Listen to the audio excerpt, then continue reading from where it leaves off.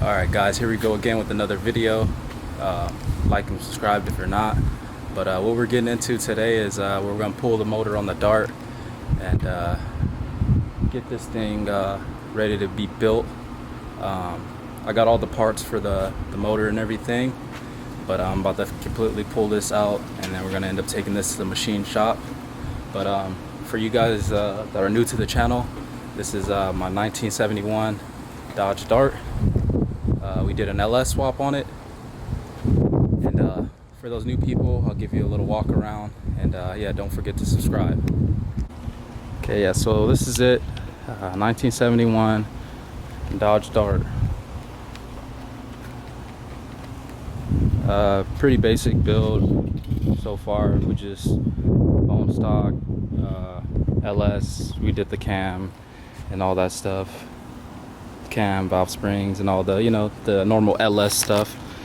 But we're taking this engine out to get built. We got pistons, rods, we got a crank for it, and we're gonna end up boosting this thing. So stay tuned. If you're new to the channel, don't forget to subscribe again.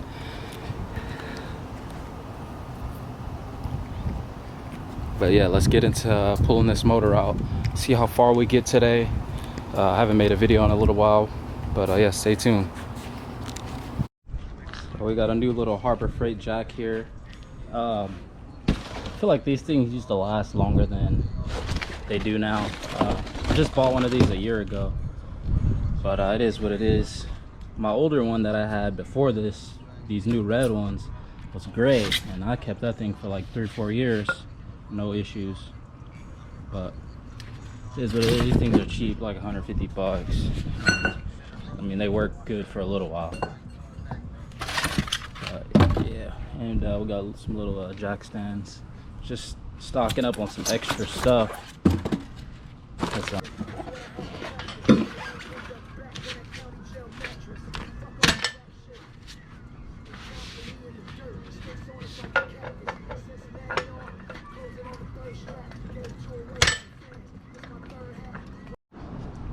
Yeah, so I kind of like ran over the whole build pretty quick. Stock block 5.3 cam, that's what we had. It has the Terminator X with the transmission control, 4080 transmission. We did you know, ABS plastic little dash, that B&M shifter, and it's not part of the motor, but we did the CPP front disc brake conversion on it, and got some 17s on here. I started pulling the motor, as you guys can see. What's left is I got to take the starter wires off there, and the torque converter bolts out, because I'm gonna leave the transmission in there. I don't want to pull that whole thing out. We got that ground strap there, and that's about it, and she should be out. I got the cherry picker in my truck, so I'll be getting that once I get these torque converter bolts out. Oh, and also the bell housing bolts, and should be good to go.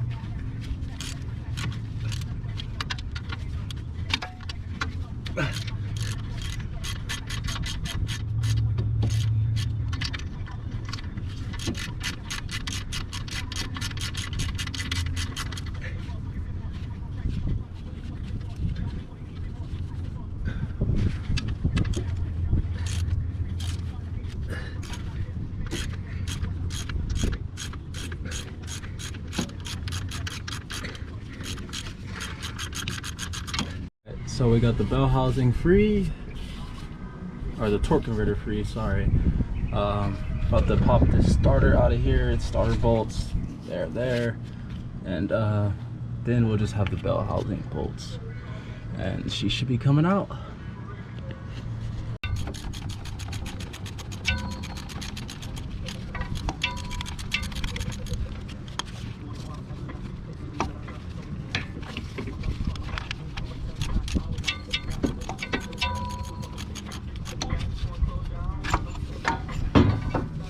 Alright, starter's out of there.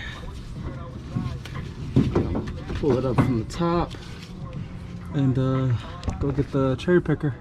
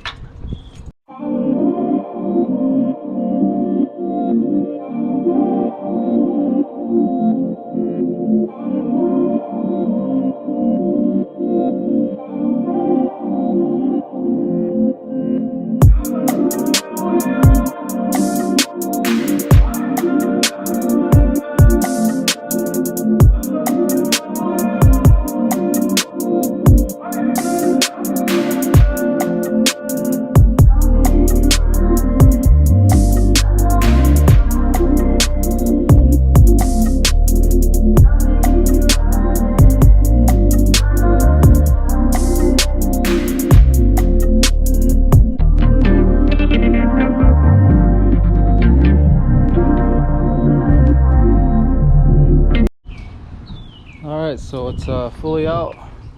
Have to get ready to get this thing to the machine shop. Probably come out here tomorrow and just power wash this all down.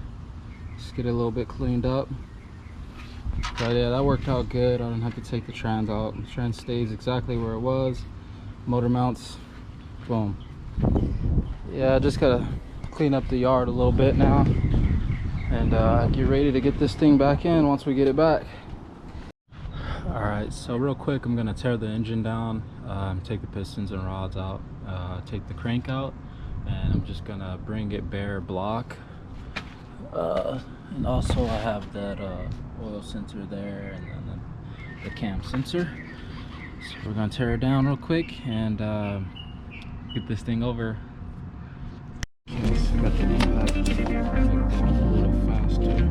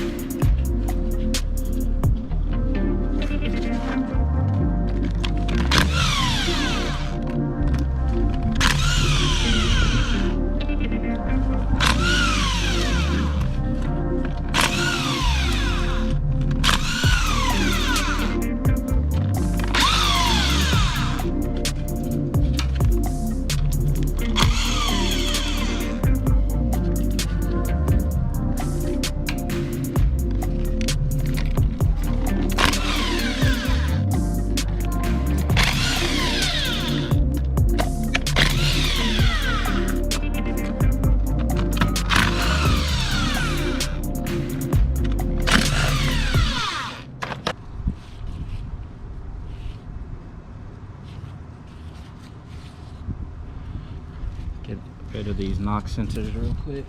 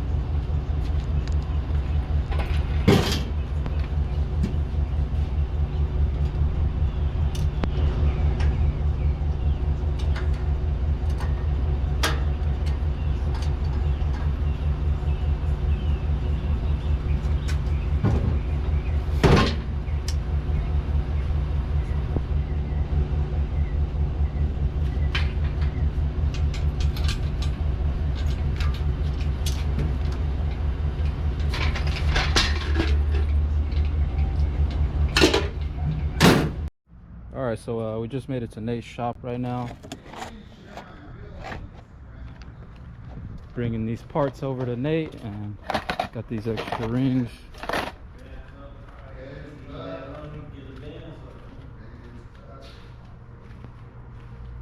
See what they got going. Yeah, but none of it is like it. It's in the back of the block. It won't okay, what size is it? Yeah. Okay. How's it going, bro? I have one. It's been modified. Jamar. Nice to meet you, man. Yeah, man. We're just in here getting it cracking, man. Getting it Look cracking. over here. Come in here. You gotta like grind Got those it. Johnsons in there, huh? Oh yeah, Johnson short travel axle oil.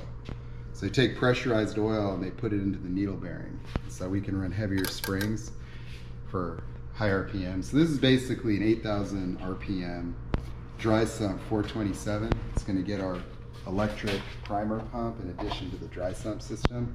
It's going to enable us to remote mount the oil supply so that we can generate oil pressure with an electric pump, and computer will maintain that pump until target idle oil pressure is maintainable by their standard pump, and then from there it gives us full oil control. So we're going to run some restricted 3/8 push rods. We got some nice LS7 rockers. This thing's going with that thing. Yeah, it's going with the Roadster Shop chassis right here and all the parts. And so, Fucking sweet. yeah, go check the rear end out. Fucking candy paint on the rear end and Go shit. check the turbos, bro. We got the British turbos up here. It's like that guy from Coming to America. No, that guy, what was it? He was just like, bam, bam, got the mushroom. Like the whole outfit matching. Well, look at the engine. We got all the covers, right? So we got this little, sparkly hammer tone. See, that's kind of like your Fox body, huh? Yeah, just like it. And then look right here, same thing on the mirror image precision shit. turbos, and then the Valley cover. I see these bad boys up there. Yeah. 76 millimeter. And these are the Frankenstein F710 LS7 port heads. Massive airflow, big valves. Alright, so we're running back to the house real quick. I forgot the mains for my engine. They're gonna need those mains to machine the motor. I didn't even think about that until I got here. I was like, hey, do I need the mains? He was like, yeah, you could need the mains. So I'm gonna make it back to the house real quick and then back to Nate's. This video is probably pretty long already, so I might just end it with a couple more clips there and see you guys on the next one. Thanks for watching, if this is the last part of the video, and subscribe. Alright, so right here is the crank that's going in my car. Hey Nate, you want to talk about this? The engine combo for my car?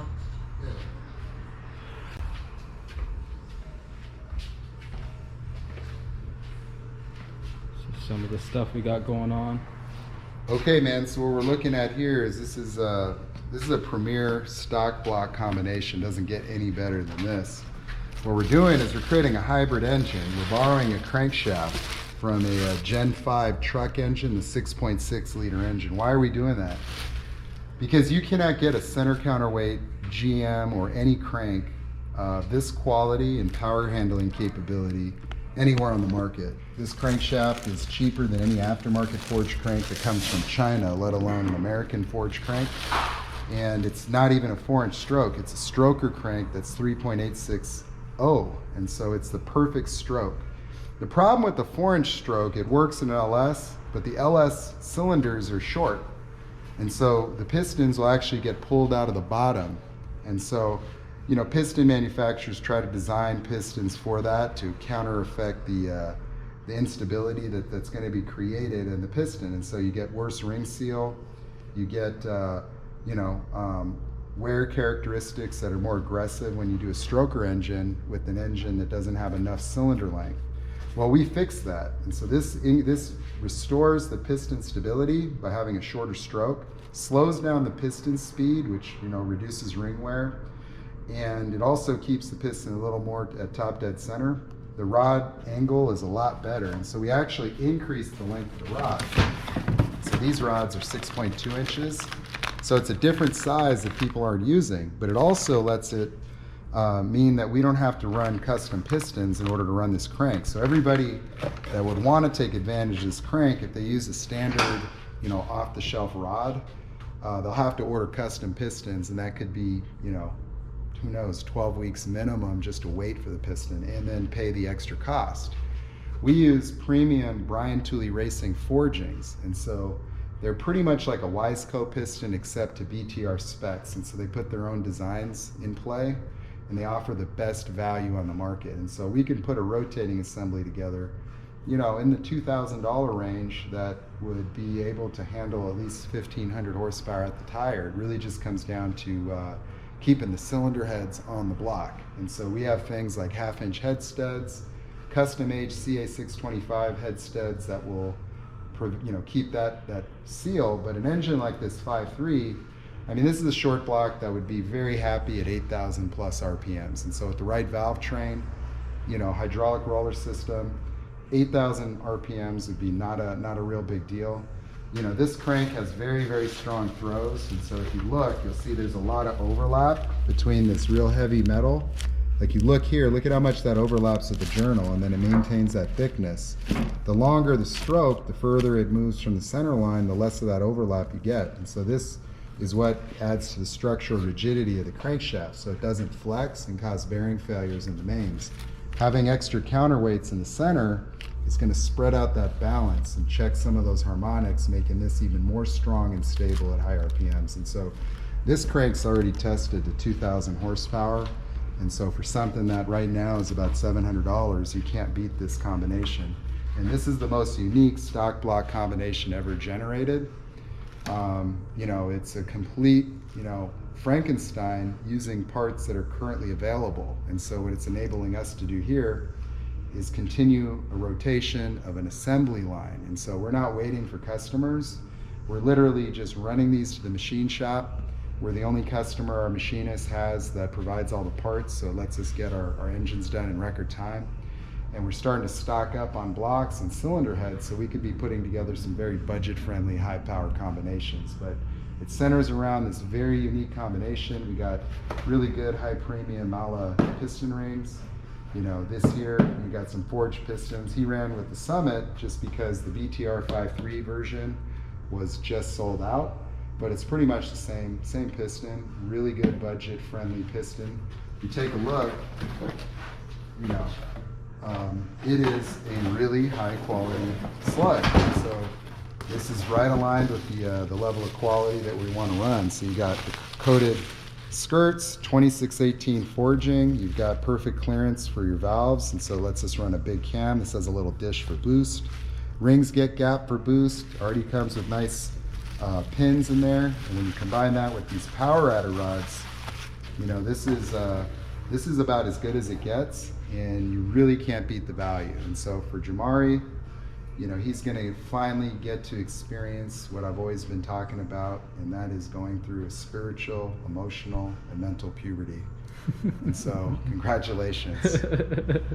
I'm finally seeing a man blossom right in front of me. It takes balls to put together a combination that nobody has, and he'll be able to put a single turbo on this thing and drive around at 1,200 horsepower at the wheel with the 4L80 and just have the baddest LS swap that anybody's ever seen every time he pops the hood. And if he lets us hook him up with one of our intercooler systems, forget about it. It's just going to be game changer. Yeah, because I brought over a junkyard motor to just basically throw my cam in it, and they basically talked me out of it. He said I was going to have the same issues I had with my first motor. Well, come on over here and let them understand who they're talking to. Because if you thought you were going to come here and get me to buy into some stock shit, this is built to be a daily driver. So. Nate wasn't fucking around, and I wasn't trying to have any more issues. Yeah, so if you're coming here to talk to me, You're talking to somebody that's gonna let his mom drive this to the grocery store. This is a grocery getter. This is a daily drivable Fox body that's 2,000 horsepower. But it's got full traction control. It's just got a lot of stuff, and it's gonna be totally dead reliable, and don't have to worry about it overheating, nothing. And so it's all just about taking things that people might imagine as impractical and just demonstrating that, you know, we've got some talent, that we can make things happen, and we just want to show stuff off. We did all the fabrication in-house. My guy Robert's coming on full time, and it's got a big air-to-water intercooler, throttle body, Motion Raceworks right inside the car. And then this is an ice maker right there. Big giant air-to-water system, and we use the ice water we make to basically use that ice water to cool everything in the car. So if we want to add extra, you know, heat extraction from the radiator, got all that. We even got electric oil pumps. So, you know, if you look over here, check these out. Military spec oil pumps. That this one's going to pressurize the engine with oil before you even start it. This is a scavenger that's going to supply a tank that supplies this pump, so we'll have an extra 4 quarts of oil capacity and total computer control over the oil pressure while still having the normal oil pump in the pan. And then we got all the heat extraction stuff. Like this here, we're going to put some AN fittings. This goes between the radiator and the engine. So if I want to cool the engine quickly, I can just pump ice water through this brick, and it doesn't mix, it just pulls the heat out and sends it back to that ice tank to recool it again, and all the heat gets dumped in the back through a big condenser over there that has its own fans. Have it sitting right there. Big power shit, dude. Yeah. Well, you guys heard it, so getting the engine done, and stay tuned for more.